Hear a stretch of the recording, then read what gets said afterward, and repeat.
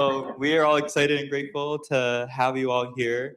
But before we start, we're going to open with a word of prayer by Sam. I love you.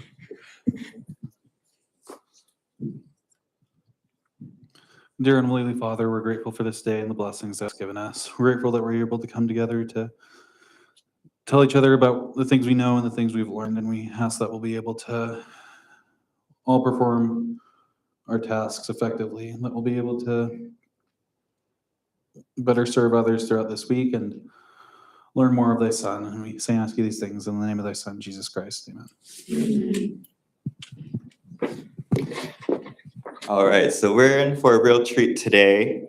Our speakers, they come from all over the world with a wide variety of different topics, ranging from how you can love yourself a lot more easily to the meaning of life and many more things.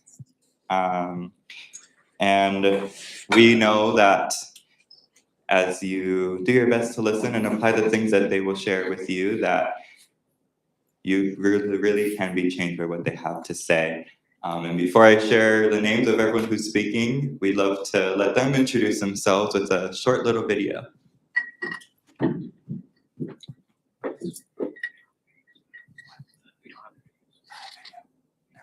Oh, yeah.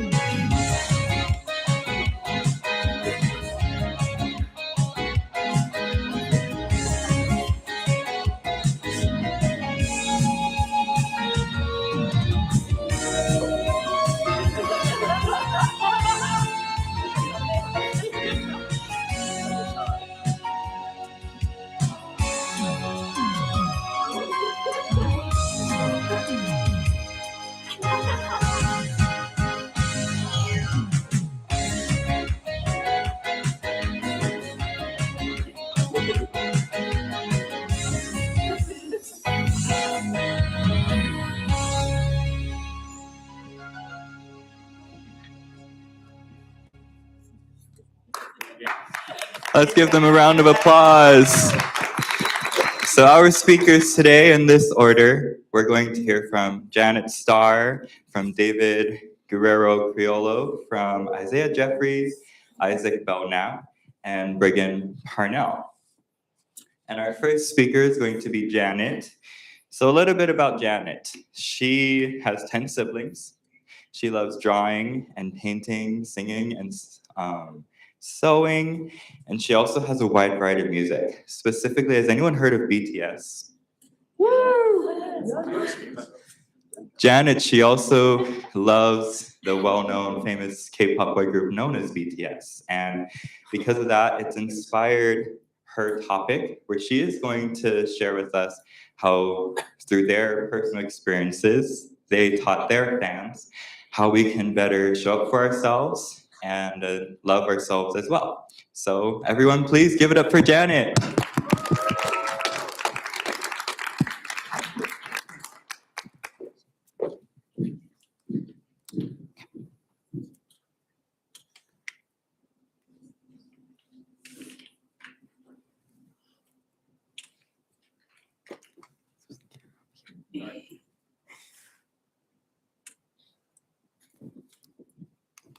Picture this, the UN General Assembly Hall, usually filled with world leaders debating global crisis. Without silence, as 7 young musicians walk to the podium, not politicians, not diplomats, or boy band, BTS. And yet, more than 6 million people will watch their message online, searching for hope, identity, and belonging. This moment was not an accident. It was a cultural shift that BTS helped create, one built on vulnerability, storytelling, and the belief that every young person deserves to speak yourself. RM, the leader of BTS, says, "We have learned to love ourselves. Now I urge you to speak yourself." This message not only inspired me, it also changed me. It changed the way I see the world and see myself. Today, we'll be talking about 3 points. My first one is how BTS redefined global influence. BTS didn't come from a major entertainment powerhouse. Like the Western music industry, the K-pop industry have the big three. BTS was not part of the big three.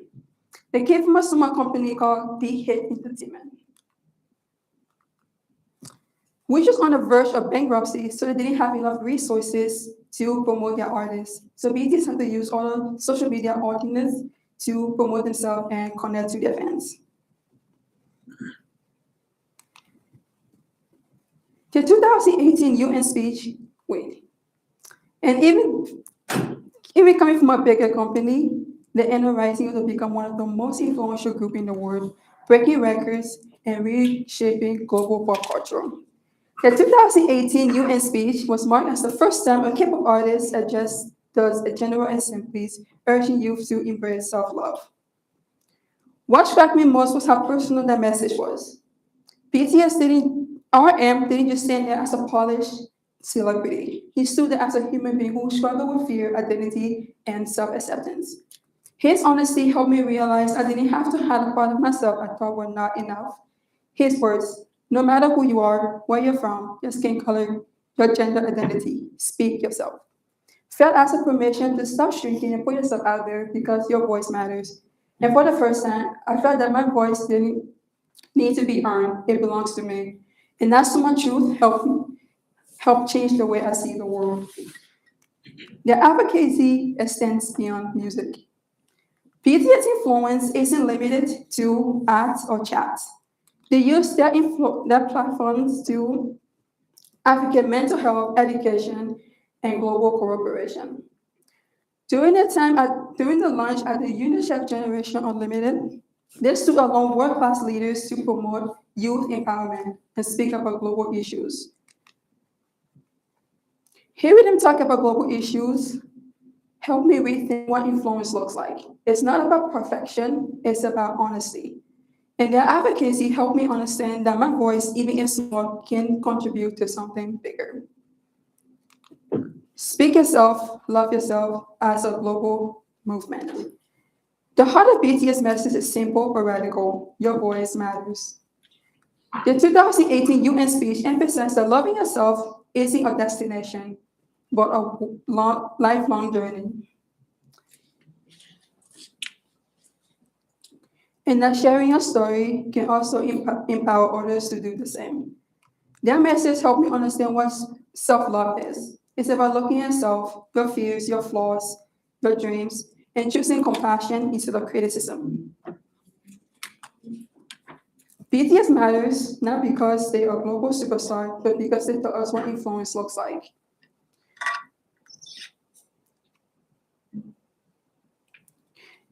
And that sharing your fears, your dreams, your truths can help others do the same.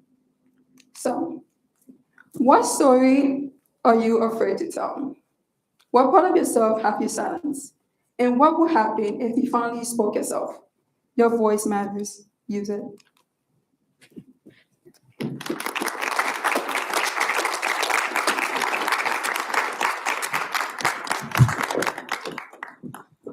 Give another round of applause for Janet. So next up, our speaker is David. And David is going to share specifically about the art of letting go and the benefits of that and why it is important to him as well. So let's have another round of applause for David.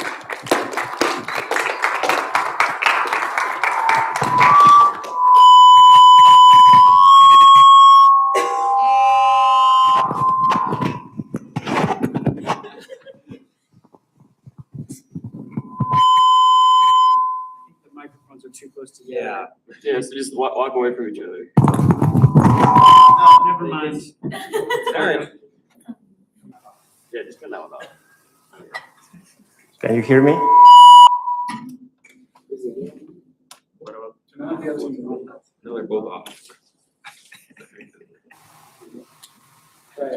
1, 2.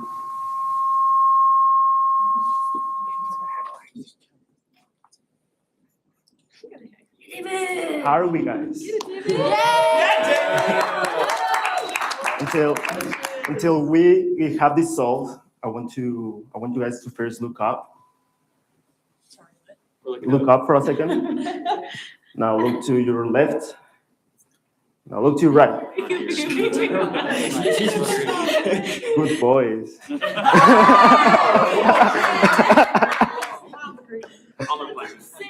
Six. I'm gonna write that down. So there it is. We're gonna jump over this stage. Okay, can you guys hear me now? I think it's correct. Yeah, okay.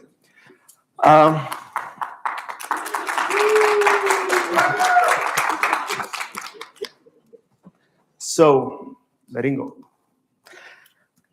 I want to start with this statistic from the University of Harvard that says that people spend 46.9% of their waking hours thinking about something that they're not doing in that moment. They're not present. They are thinking about something, how something could happen. They're planning about their future. They're probably like think about something that happened in the past. And today I'm going to tell you a little story.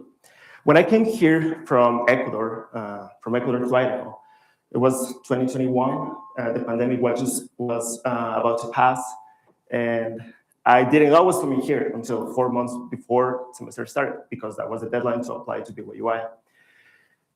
With all this process came the bureaucracy, I-20, the visa, the English proficiency test, and all these processes that required attention. And I did not have time to digest that I was going to leave my country. And it was that because I didn't plan to leave it. I thought I was going to study there. I thought I was going to have a degree, then live there, and just probably die there. And when I came here, I thought it was going to be a little bit more like temporarily. I'm going to be here for 1 semester, 2 semesters.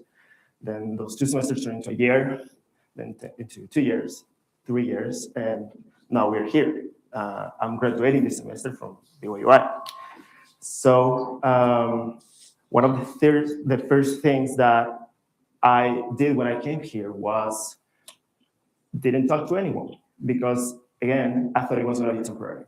During my first semester, I barely spoke with my roommates and barely spoke with people outside of the people I already knew from Ecuador. So I was close to this experience. I was close to live a new life. With this came, the missing home feeling, where I miss my family, I miss the friends I had, I miss all the culture and the food, and I especially miss the future I was imagining back in my country. As the time passed, I started to realize when I was talking with my friends that maybe that future that I was imagining is not going to happen.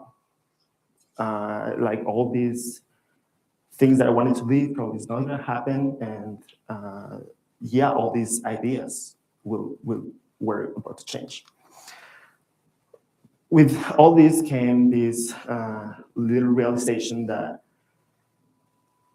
as time passes and I was trying to put my life on pause, it was not really a pause. Life was still moving on. I was just getting stuck in a memory of something that was not going to happen. That's the first time where I got the realization of I can either move on or to feel stuck for the rest of the years I have here left. This takes me to the first part of letting go, which is, why are we afraid of letting go?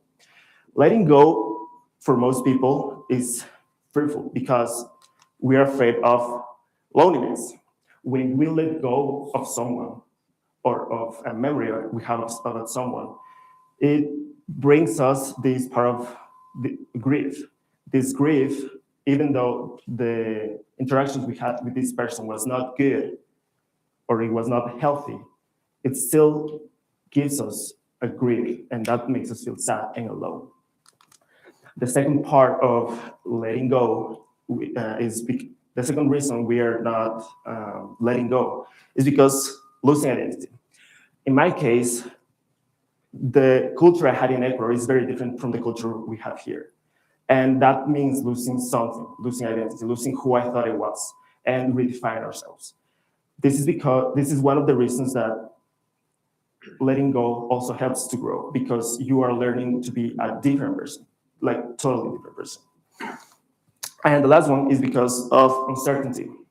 There's a saying that I was told yesterday, and I decided to put it in the presentation, which is, the devil I know is better than the devil I don't know, which is true. Like, we rather the familiarity, even though it's not a healthy, it's not a beneficial familiarity, but it's what we know. We rather that over something that we don't know. We're basically doing a bet on the future. It can be something good or it can be something worse. But that's the good thing about this, that we don't know. As I continued, as I said, the years passed. One thing that I started to learn was, the things I thought were going to happen are not happening. And the people I thought I was going to live with and the persons I missed, they now just exist in a memory. They're not there anymore because everyone has changed, because time passes, everyone passes. The only constant thing on our life is change. So with this learning, I became with this book by Brigen, Viktor Frankl. Maybe some of you have heard of it. Is A Man's Search for Meaning in Life. And in there, I got this quote that said, when we are no longer able to change the situation, we are challenged to challenge ourselves. When we face something that we cannot change, we realize what our limitations are. And when we accept them, when we let go of the chance of, I don't know, I will have a better, I'm going to go to a different university. I'm going to live in a different country. I'm going to live in a different situation that I'm currently in. When we let go of those situations that we cannot control, we start to challenge ourselves to change. We start to grow. We start to analyze and be better at learning and growing. With this came the redefinition of what letting go is. At first, I thought letting go is apathy, and letting go is giving up. I realized soon that that's not the case. Letting go is not giving up. Letting go is not just surrendering at whatever it comes. It means accepting the things that you cannot change, so you can start working with the things that you can change. And there's a huge difference there. The second one is letting go is not apathy. Letting go is not apathy, because apathy means, I throw this control, I don't care about it. It doesn't have value for me. It's not seeing value in things. But letting go means you see the value in things, but you appreciate them how they are. It's one of the core of appreciation and love. That's why they say, if you love something, let it go. Because when you appreciate something, when you appreciate the birds that are in the forest, you don't appreciate them because you can cage them and avoid them to grow and grow its wings. You appreciate them because of the beauty of its change, because they can be anywhere they want. I think that's the beautiful perspective that we can have in our lives. When I started realizing all these things, I started to see a change. First, because starting to let go of stuff requires a little of introspection and a little of analyzing. And I noticed that I was becoming a very sensitive person in the way of I would get mad really easily. And I was just very apathic towards people at first. When I started to make this analysis on what I should let go of, I started to feel more released, more open to this experience that I was about to live.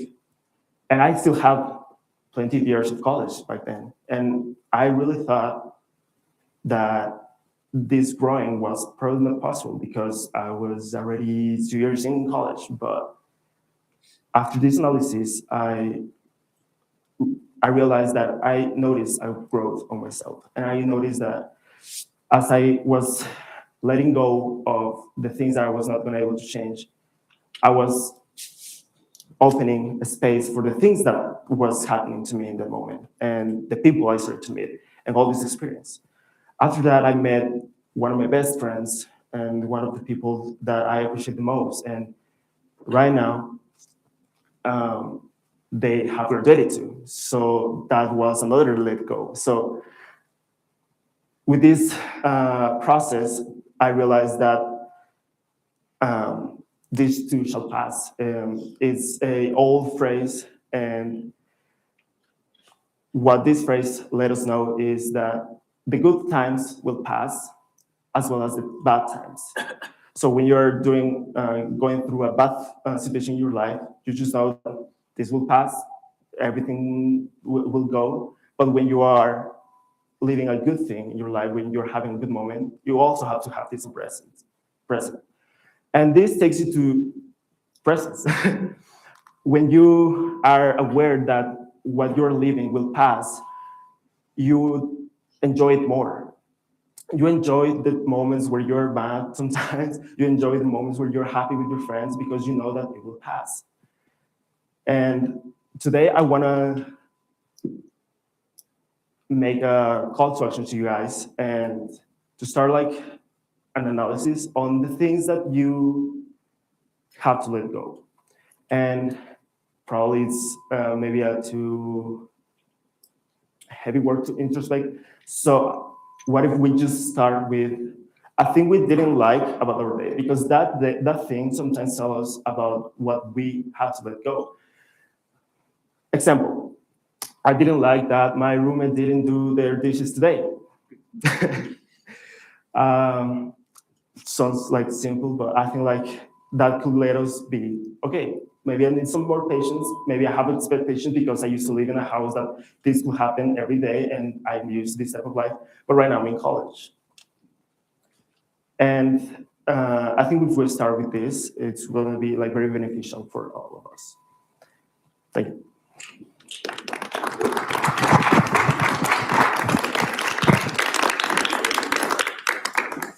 Thank you, David.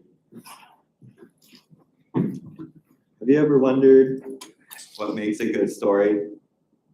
Isaiah, recently known for his role as King Ahasuerus in our theater department's production of Esther, by all means knows a lot about what makes a good story and storytelling. So please sit back, relax, and enjoy as Isaiah tells us everything there is about what makes a good story. Please welcome Isaiah to the stage.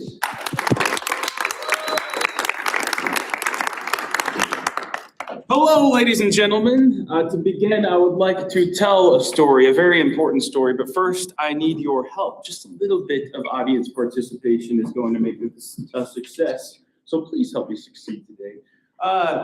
There's two things I need from you. The first, I'm going to shout out a word, and I want you to just shout the first word that comes to mind. And then I'm going to tell the story that I obviously have prepared and memorized. And then I want you, throughout the story, to find the meaning behind it, because there is a very important moral to this story. And I'm going to be asking you guys after, just a little quick one sentence, what did you think the meaning was there? So, when I say wicker basket, what's the first word that comes to mind? Pilgrims. One more time? Pilgrims. Pilgrims? I heard pilgrims. Pilgrims. That reminds me of this very important story I would like to tell you. One day, little Johnny Pilgrim, he was a baby pilgrim, and he was put in a wicker basket because there was no room on the Mayflower for him. And his parents, they said, well, we couldn't buy you a ticket, so we're going to put you in this basket and send you across the sea. So little Johnny got put in the basket, thrown into the sea, and his parents just prayed that he would make it to America. On his way, the waves tossed him and turned him and threw him and spun him around, and he was fine. It actually turns out a seagull came, picked him up, and brought him to a rock. And this rock, it was not, America. It was just a rock. But little Johnny grew up there, and he made it his own. It's sort of a Tarzan story in the sea. I guess he was shipwrecked too. But yeah. Anyway, little Johnny, he grows up on this rock, and he becomes king of the rock. And all of the pelicans and seagulls that live there with him call him King Johnny. And of course, he only speaks pelican and seagull. But one day, his parents realized it's been 30 years and little Johnny hasn't showed up. We need to go send people to rescue him. So they get a rescue party, and they get back on the Mayflower because, you know, there's more room on it now because they've all gotten to where they needed to go. And they sail all the way to King Johnny's rock. They find him and they say, King Johnny, because they know he's king now. It actually, they got word on the way from some seagulls. They say, King Johnny, come back. You're our son. And he goes, but I'm king. I don't want to leave. They have to have a translator because he's speaking seagull. And it takes some convincing, but King Johnny finally sees in his parents something he's been missing. And though he's found some love and care from these adopted seagull and pelican family that he has, he realizes, oh, maybe even though my parents threw me in a basket and sent me into the sea, maybe I should go with them and give them another chance. And ever since that day, King Johnny became Pilgrim Johnny with his family. And sometimes the seagulls came to visit too, so everyone was happy in the end. The end.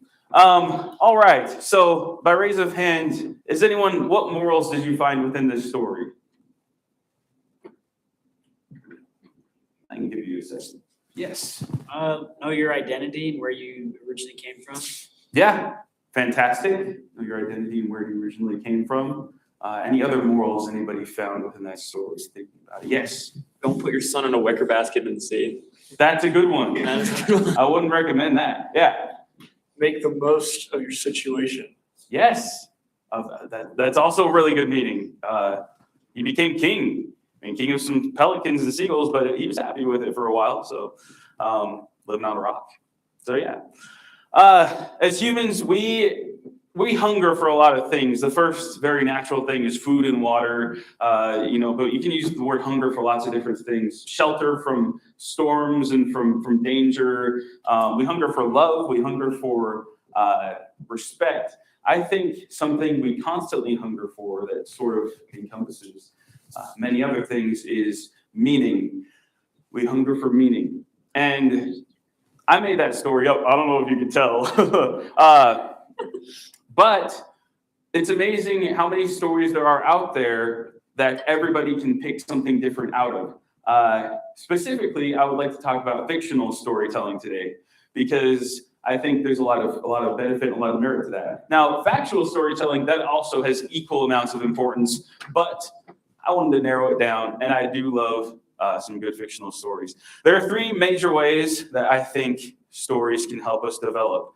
They help us cognitively, professionally, and morally in our human development. So let us start with the cognitive benefits of fictional storytelling. Storytelling can help us remember things. In an article on Psychology Today, Dr. Alex Pateco said, storytelling provides a platform and medium for retaining information that needs to be and should be retained. So hearing a principle or a lesson in the form of a story helps us to remember. To test out this principle, I crafted a story that teaches a certain lesson that I hope you all will remember in the future. Let us start with little Stevie. Little Stevie was running to the store to buy some Pokemon cards, and he came across a well. Little Stevie, because he's small and naive, looked into the well hoping to find a Pokemon card. He leaned a little bit too far, seeing something shiny in there. Ooh, that's the rare one I heard about. I want that. But he fell. And he was at the bottom of the well in the water crying, without a Pokemon card. I would hope that you would all learn from this lesson never to fall into a well. And to prove my point, I bet you I could ask any of you 50 years from now if you fell into a well, and you'd probably say no. So yeah, this story I hope will help you remember this principle. The next thing with cognitive, the way storytelling can help us cognitively is it helps us to prepare for challenging situations that we have never been in by living them through the shoes of a fictional person. So to back this up, another article today. It says functional MRI studies show that the same neural circuits activated when we process real world social interactions, emotions, and problem solving are also engaged when we read about fictional events. So the same part of the brain that activates in your real life activates when you're experiencing something through a fictional character. So let's return to little Stevie, because he's a good, he teaches good lessons. One day, little Stevie was walking through the woods. He was on a hike, and he was reading the manual from the National Park Services on bear attacks, just in case a bear showed up. And lo and behold, whoa, a grizzly bear showed up out of the woods. And little Stevie, he was like, oh, great, I have just been studying about this. His first thought was, should I run? No, I just read that I need to play dead and put my backpack behind me. So the bear can't, it thinks I'm not worth attacking. And so the bear just pawed at him a little bit, and the backpack protected him, and then the bear moved on. And there you go. There's a lesson learned. So if you ever come across a bear, know that you shouldn't run. Because little Stevie's fine, but Summer Sales Stanley was zipping by on his Segway, and the bear freaks out. His instincts kick in. There's a fast thing moving, and now I have to go attack it. And Summer Sales Stanley, he tries to save him. He's like, Summer Sales Stanley, stop! You need to get off your Segway and pretend to be dead. But he has his AirPods in, so we can't hear him. And yeah. Poor Summer Sales Stanley. Little Stevie tried, but well, now you know. You've lived this experience through both little Stevie and Summer Sales Stanley, what to do if there's a bear attack. Just remember what they did. And now that you've lived it through this fictional story, you're more prepared. Yeah. Moving on to our the ways that fictional storytelling can help us professionally. It can help us empathize with other people, and that helps in many different jobs and just in life in general. But specifically, I'd like to address it professionally because this quote here from the Clinical Law Review says, fictional narratives can serve the valuable purpose of helping clinical students better empathize with their clients and understand the challenges they face. It's kind of like experiencing things before they happen, like we just talked about. If you read fictional stories about people who are going through these certain, in this instance, like law cases, then you can better empathize with them and the things that they did to get in the sticky situation that they're in.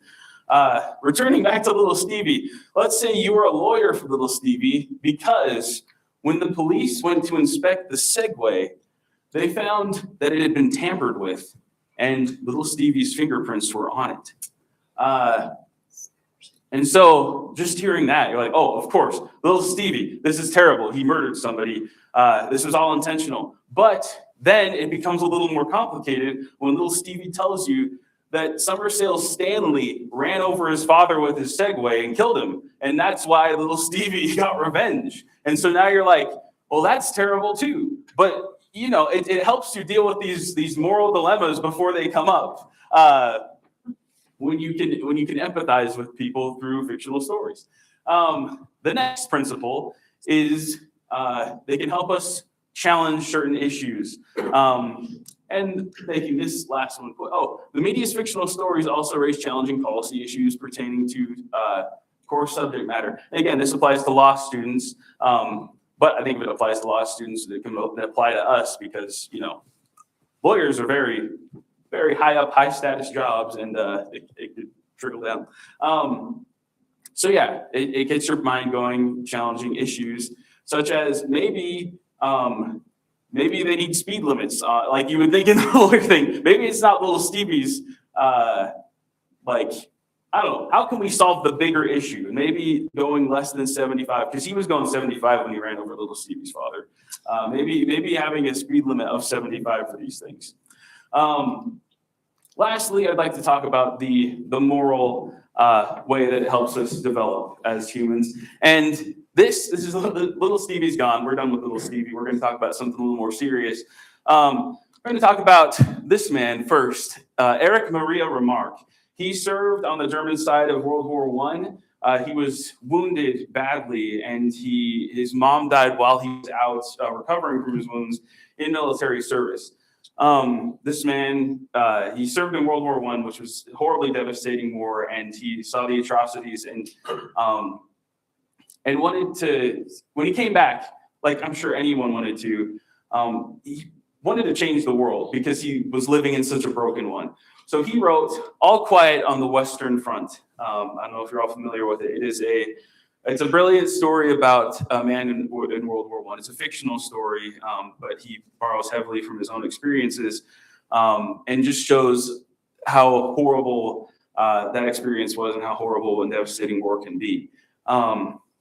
And now I would like to talk about a second man who also served in World War I. His name is A.A. Milne. He watched his friend die right in front of him. In fact, there was a quote where he said, he was settling down to tea, and I'm paraphrasing here, a bomb came and killed him. They shot a mortar, and he watched it happen right in front of him. And then he was sent home with trench fever, also seeing the devastating effects of World War I. Also a man who has seen this terribly war-torn, broken world and wanting to do something about it. Him having similar skills, he came home and wrote a bit of a different story. He wrote Winnie the Pooh, a very different kind of story from Mr. Remarque, but with the same sort of impact. And I want to show you, it's a bit of a longer slide, which I know kind of breaks the rules, but I think it really illustrates the point here. These are at the beginning of each of these books. For Winnie the Pooh, this is a dedication that A.A. Milne wrote to his wife. Also, A.A. Milne's real son's name is Christopher Robin, so just to clear anything up there. He wrote to her, hand in hand we come, Christopher Robin and I, to lay this book in your lap. Say you're surprised, say you like it, say it's just what you wanted, because it's yours, because we love you. A dedication to his wife and his family. That's what his whole work was about. The stories he wrote in Winnie the Pooh, Christopher Robin is his son, so he wrote them based off the interactions he had with his son. This was all born out of the love he had for his family and the beautiful things he found in life. And then with All Quiet on the Western Front, this is the introduction. This book is to be neither an accusation nor a confession, and least of all an adventure. For death is not an adventure to those who stand face to face with it. It will try simply to tell of a generation of men who, even though they may have escaped its shells, were destroyed by the war. Eric Maria Remarque, he saw the terrible things that were going on in the world, and he knew that needed to be put out there. The terrible things that influenced him. I think these were both driven by an amazing love for their family. His middle name, Eric Maria Remarque, Maria was his mom's middle name, and he took it upon himself when she died during the war, when he couldn't be there for her. So he wasn't born with that middle name, which just shows me the love that he had for his family. Now, both of these men, they knew what was important to them, and they knew the unnecessary atrocities that war brings, and they wanted to put an end to it, and they had a certain power, and that was fictional storytelling. And even though they lived remarkable lives, and they both could have just said, this is what I saw in the war personally, and given a more factual account, a more nonfiction account, they knew there was equal power within that fictional storytelling to provide a world for their families that they knew could be beautiful and something that they weren't able to experience themselves. Fictional stories have the power to help us develop up here, right here, and in here, in your microphone that is on your chest, not in your heart. You all have a story to tell, and I would just encourage you to look for that meaning. Be a little more intentional in every story that you consume, whether it be a movie, a book. There's so many ways to experience stories and to tell stories these days. And I know that they can all influence you in building the grander story of your life.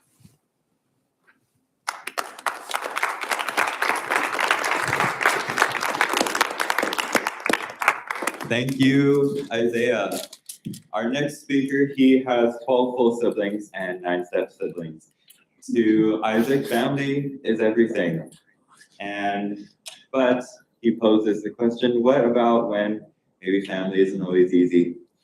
Please give a round of applause for Isaac. Thank you. Y'all can hear me? That sounds like it. Cool. Congratulations, everybody. You have made it. You are going to be on a journey with me. You are being reborn into this world. Now, I wanted to give y'all a little bit of help. 3% of y'all individually have a chance of being born in the United States of America, but I wanted to help y'all out today. And today, all of y'all are being born in the United States of America. The land of opportunity, home of freedom is what they say, right? And we wanted to get into a little bit of what you can expect and what you should expect going into your life. 40% of y'all are going to be born out of wedlock. Now, that itself isn't inherently bad, right? You're not less of a person for that happening, but you're going to encounter things that aren't good. You're going to experience single parenthood, boyfriends and girlfriends raising you, toxic relationships, financial struggles. You're going to take all of that in, and that's going to be with you for the rest of your life. But hey, 60% of y'all are going to married couples. Y'all can fight it amongst yourself. I don't care who goes where, but you guys need to be aware of this. And out of those married couples, 43% of them are going to end in divorce. And you are going to be in the home where lying, cheating, stealing, manipulation, and adultery is present. And you're going to take that with you for the rest of your life, and you're going to build a life from that. But hey, your parents love you, right? They would never want any harm for you. They would never do anything, and protecting you is their number one priority. So let's get a little more specific. I just wanted to bring one more statistic to, make y'all have a little better expectation of what, and we're going to separate this by genders for a little bit. So 1 out of every 4 girls, all ladies in the room, put your hands up type of thing, are going to experience sexual abuse from someone you have an intimate relationship with. Parents, grandparents, brothers, sisters, aunties, uncles, cousins, they're going to take advantage of you, and you're going to take that with you for the rest of your life. And for the fellas in the room, 1 out of every 13 of y'all are going to experience that same sexual abuse. Now, these bad environments don't define us, and we can certainly overcome them, but they teach us wrong principles. They give us this idea that we have to be loyal to family and that we're going to carry these things with us for the rest of our life. A broad example of what I mean is racism. Racism has existed in this country since its beginning. And no matter what laws have been passed, no matter what actions have been done, no matter who's died to stop racism, it still exists. And that's because of family. It gets passed down from generation to generation. We have loyalty to what our family teaches us, and we incorporate that into our life. Now, that isn't for everybody. People break out of it. People break the change. But we talk about Satan and how he has a grasp on the world, but we rarely talk about how. And I believe family is one of those tools that he uses. He knows how loyal we are to family. He knows how much we respect family. So he will corrupt family so he can teach us incorrect principles and values, and we can build chains that hold down our generations from being able to be free. My grandmother is an example of these statistics. She was born in Oakland, California. She knew who her father was. She knew his name, but he wasn't in her life. She had to deal with her mother had to raise her while trying to find a job, while trying to manage relationships. And because of that, she went to 32 different schools as a child, finally graduating as a senior on her 32nd school. She had no stability in her life. She was given a bad environment, and she had to deal with it. So what can she do? What can you guys do to counteract these bad environments? Some suggest therapy. Some suggest, just abandoning your family. And these are good. These can be good if needed. But I found that really only one solution is God. And I know it's corny. I know that's what everybody says, that God will solve all of your problems. But it's really true. He is the one that is absolutely moral. He won't compromise truth and justice for your love or anybody else's love. He will always be perfect. He will teach you the correct principles, and he will teach you how to live a better life and break free of those chains. Now, I'm not saying that family is evil. I just want to make sure. But Christ himself said in Luke 14:26, that if any man come to me and hateth not his father, his mother, his wife and his children, brethren and sisters, and also his own life, he cannot be my disciple. It is very clear that we can't just live this life while putting family as our number one. But God obviously loves family, right? He gives us documents like the Family Proclamation that shows us the right way to live a life with family, how we teach correct principles and values, and how we can make our family a positive. But life isn't perfect. Families aren't perfect. That's why God has to be above family. We can't just sit here and let our family loyalties lead us into a place that has incorrect values or morals. We'll be led astray, and we'll continue those chains, and we'll continue those sicknesses from those generations, and we'll continue a cycle that repeats itself until your family is decimated.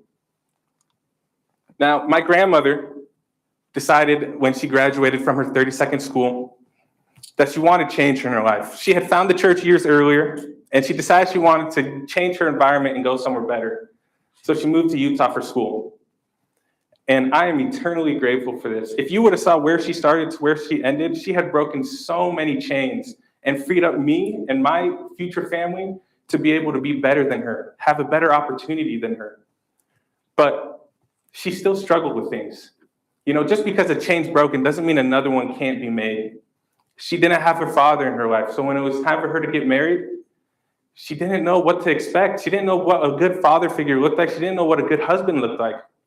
So she married my grandfather, who, as much as it pains me to say, abused her, manipulated her, until they ended in divorce.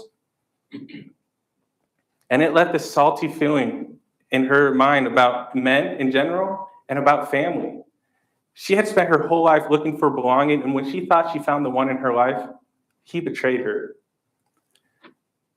Now, this divorce started a new chain in my family. My mother and my father, they had 13 children. I was the 7th. They had a happy family on paper, right?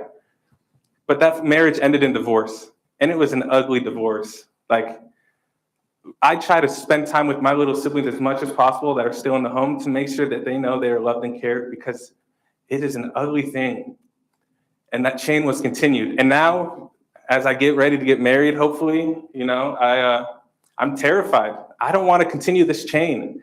I already have a sister that's been divorced, and it's just so negative, and it's so toxic environment for children to be raised in and to make a life that's worth living. So that's why I decided to start putting God above family. Now, if you guys decide to follow me on this journey, there are some consequences that are involved in this. Loneliness. There have been times in my life where I felt like I had to choose between doing what's right and my family, and I felt alone. And it was really hard. There were just times that I wanted to be a part of my family and be part of my siblings and feel like I had a community again. But in the long run, it didn't matter to me. I wanted to be with God more than I wanted to be with a community that was doing wrong things. Another thing I experienced was feeling attacked.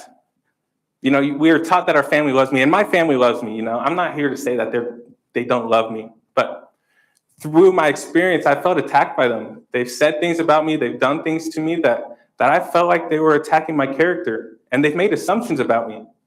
They said that I haven't loved them. They said that I'm distancing myself from God because I'm choosing not to put family over everything. These consequences are tough, but I want to make sure that you guys know that the benefits outweigh the consequences. You're going to be able to have a closer relationship to God.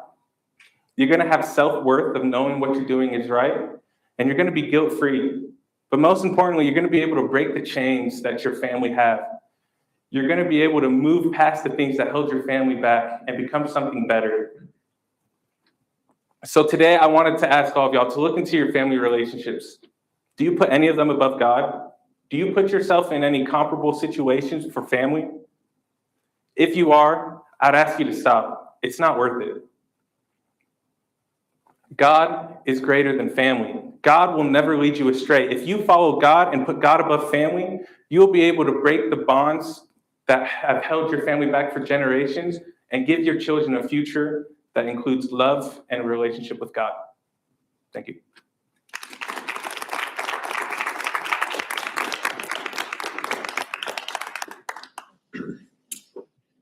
Thank you, Isaac.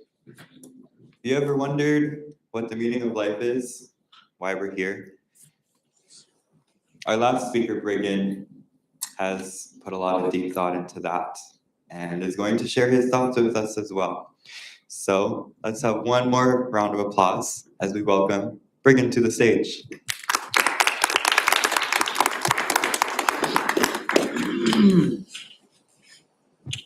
Hello. Oh, there we go. Good morning, everybody. Happy St. Patrick's Day. I'm Brig. Yay! Today's St. Patrick's Day. My name is Brigen, and I come from the Parnell tribe of Ireland. I have a long history running through Ireland. The reason I don't have the accent is because I wasn't born there, unfortunately. But I have spent 8,546 days hitchhiking from corners of the cosmos and beyond. I have seen things you people would not believe. It's mostly a lot of empty space and some weird looking dogs, but that's besides the point. I have come back a changed being altogether.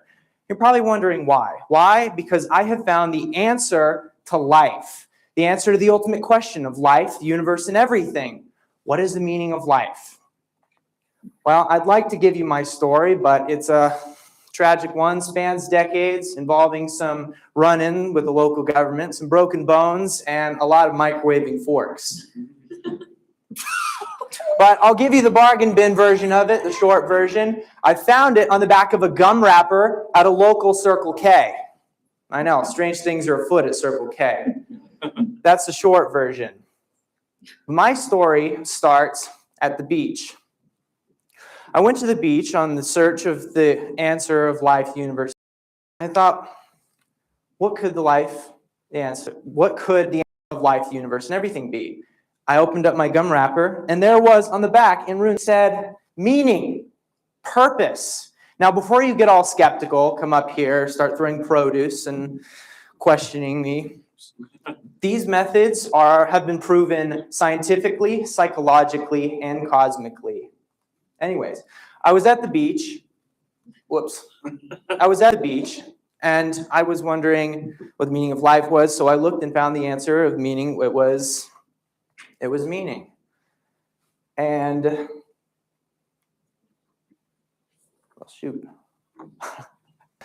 Spent a lot of time previously debating philosophy with AI, observing the social intricacies of ants, and traveling. And while I was at the beach, I saw this one guy.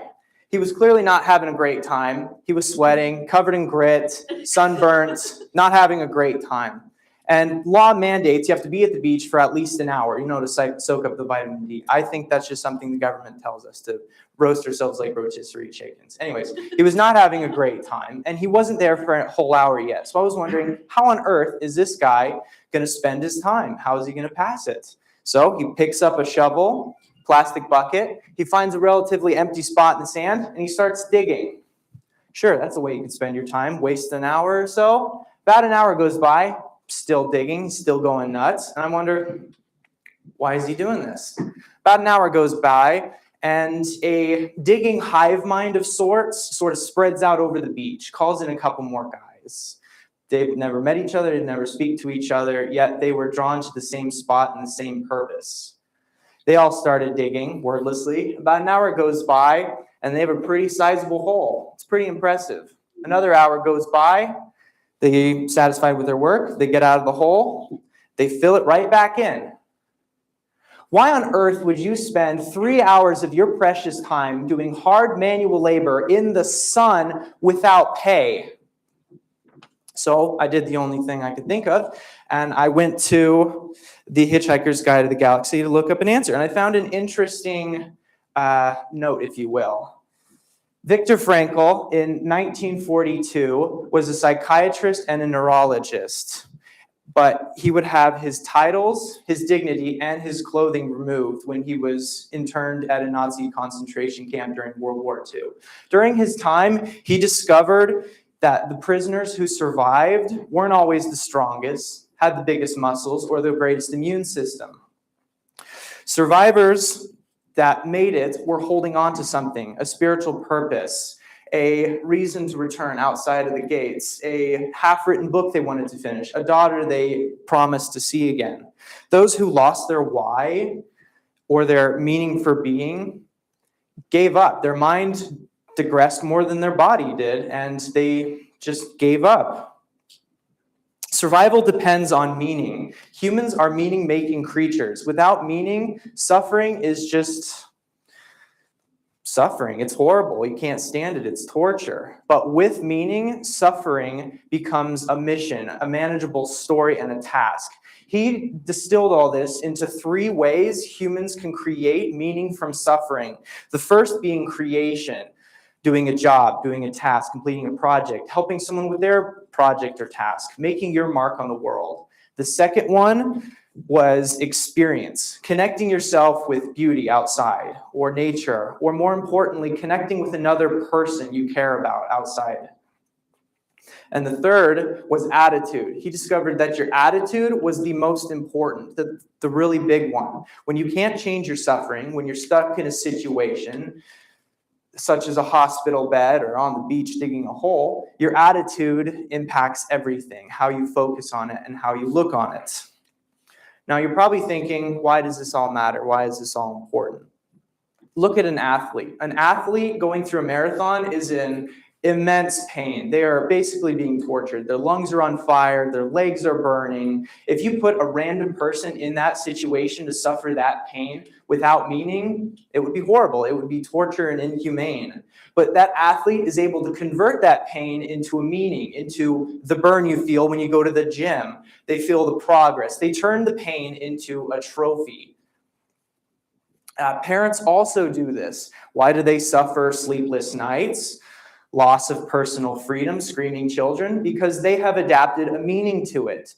They have decided that they are going to raise this being into another bigger and more intelligent being. That's their meaning, to take care of it and help them progress. Meaning is not just a philosophical debate. It is a survival mechanism for struggles and for pain.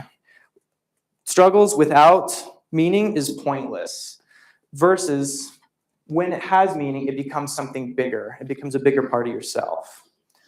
Now, for the moment you've all been waiting for, if you all look under your chairs, you will find, well, look under your chairs. What, are you kidding me? I set this up. There's absolutely nothing.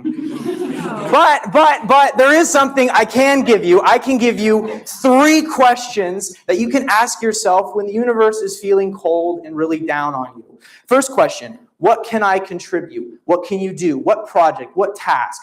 I learned a dead runic language that I can now write fluently in. Why? For meaning, for purpose, for the meaning of life. Second question, who can I connect with? Who's someone you really want to be in tune with? Who's someone sitting alone that you can connect with? The third question is, how will I choose to face this? This is by far the most important, and if you haven't gotten it yet, well, take notes. Your attitude is important. How you face these struggles is phenomenal, as shown by Viktor Frankl and many other people. And give yourselves a round of applause, ladies and gentlemen. Yeah, well done, guys. You are humans. You are the only being in the known universe who can take mindless struggles, apply meaning to, and thrive. You can survive in the desert by creating water out of thin air, metaphorically. And as a good... Meaning isn't something that you discover. You don't just walk around and get hit with it like a gum wrapper. That was just a story. Meaning is built. It's something you go out and you do. You connect, you build, and you change your perspective. As something my good friend John Milton said in Paradise Lost, the mind is its own place, and in itself can create a heaven of hell or a hell of heaven. Thank you.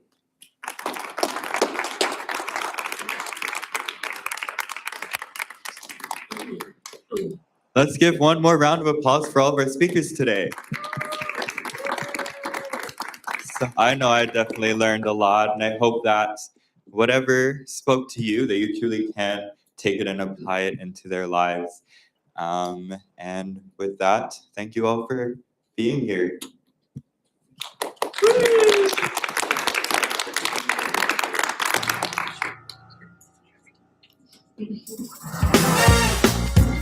So quiet.